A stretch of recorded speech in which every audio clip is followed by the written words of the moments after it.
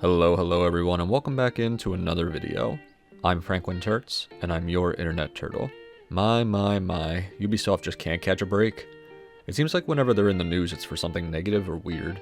Assassin's Creed Shadows must have sold really well, because not only has their stock tanked even more since then, but they've gone and done something extremely rare in the industry.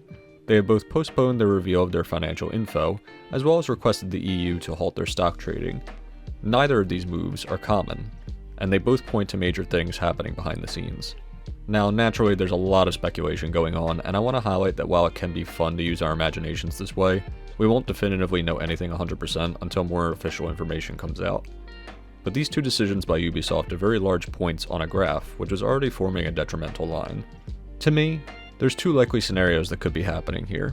The first scenario is that Ubisoft is in talks with Tencent to completely buy them out.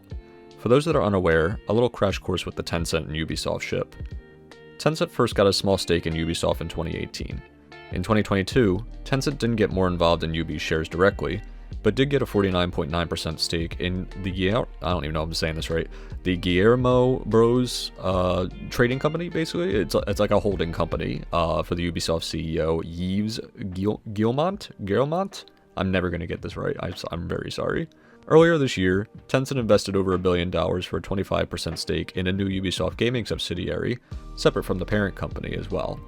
This subsidiary was also explained very publicly to be getting the biggest franchises moved over it to run, those being the Assassin's Creed, Far Cry, and Rainbow Six IPs.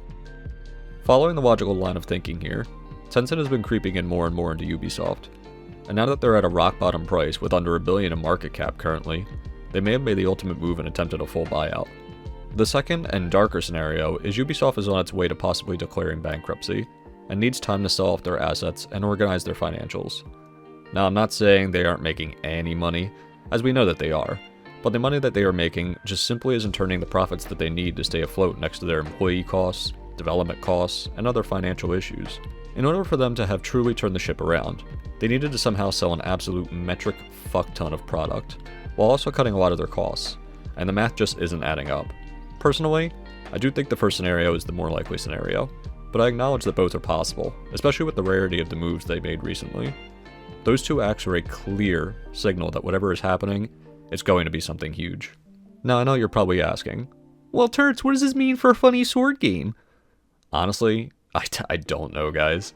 I made peace years ago with the fact that For Honor's probably going to stop development one day. When that could be, I have zero clue. It could be a year, it could be a decade. One of two things are going to happen, though. For Honor as an IP could be sold off to another company and dev team, who then would have to choose to continue development or let the fans have it and stop updating the game. Or it just gets the plug pulled. One thing is for sure, though, between this recent news, as well as the subsidiary company having zero mention of For Honor among the other IP, it's hard for me to see a future long-term between For Honor and Ubisoft specifically.